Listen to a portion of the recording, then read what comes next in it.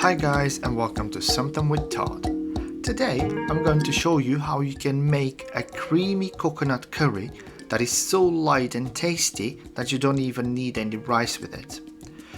Now this is not your typical curry, this is the non-spicy cousin of its Indian relatives.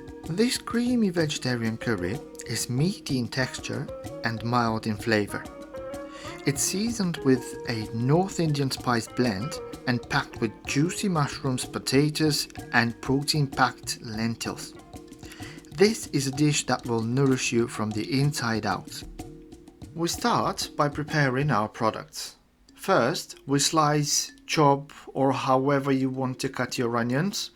We need onions. As we all know, onions are the staple of Indian cuisine. You can also use red onions, but in this case I'm using white ones. I will be using one large potato and I'm going to cut it into cubes of about ½ an inch.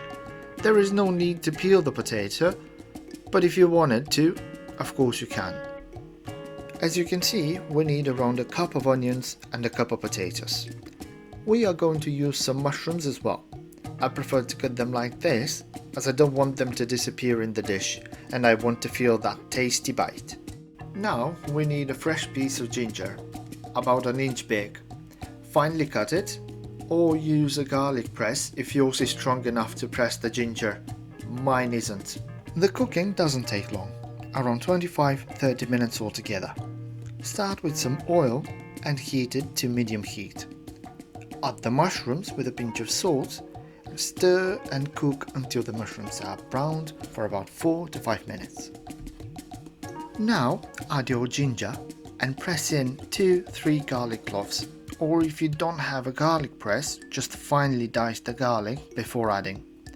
Stir nicely and cook for about a minute or so. Now add a heaped tablespoon of tomato puree and stir again. Now it's time for the onions. Pop them in the saucepan and cook for further 5 minutes until the onions are softened.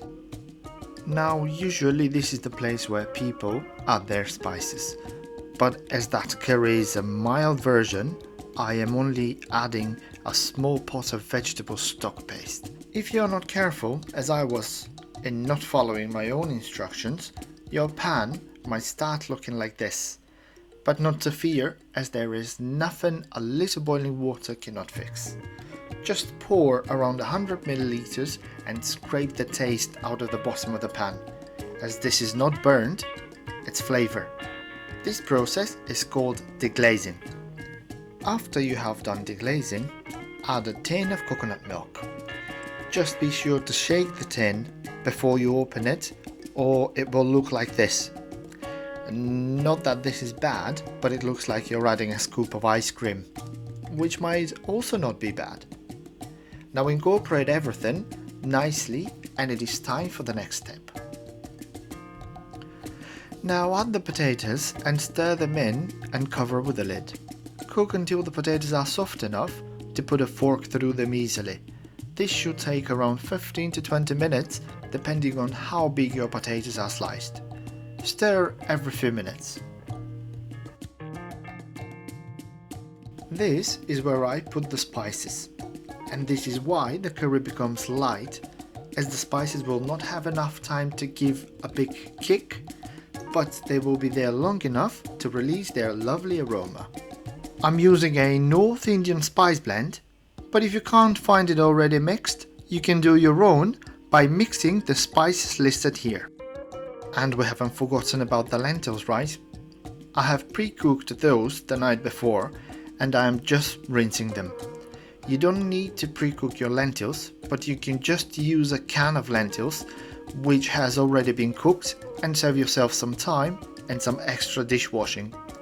Now pop the lentils in and just give them enough time to heat up as they are already cooked. Pop a bunch of fresh coriander in and you are ready to serve this deliciousness. Serve hot and be generous, as everyone will want more and more. If you have liked the video, give it a thumbs up and subscribe, and I will see you next time. Enjoy!